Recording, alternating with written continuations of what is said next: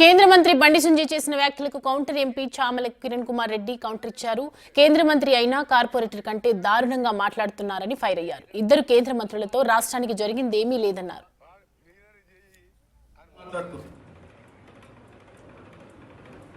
నిన్ననేమో బండి సంజయ్ గారు దొంగల మూట అంతా పోయింది, దొంగల మూట పోయి తమిళనాడులో మీటింగ్ పెట్టారు.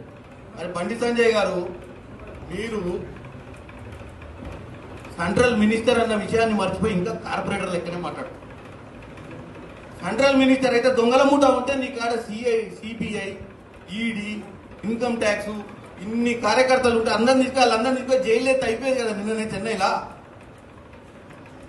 దొంగలందరూ ఒక కాడ కలిస్తే నువ్వు ఒక మంత్రి ఉండి ఏం చేయాలి? అందరిని తీసుకొని పొక్కలేసేది ఉంటుంది. నిన్ననే చెన్నైలా గుట్టిగా పిచ్చి మాటలు మాట్లాడకుండా రోడ్డు మీద పిచ్చోళ్ళు లెక్క తిరిగి పిచ్చి మాటలు మాట్లాడితే ప్రజలు నవ్వుతారు.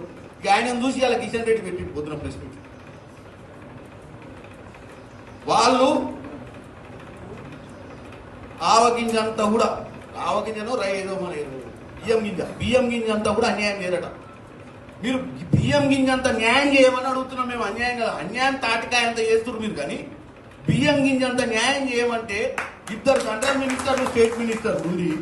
మీరు ఆడ పోయి రావాల్సిన నిధులు తీర్రా నాయన అంటే నిధులు తెచ్చే చేత కాదు.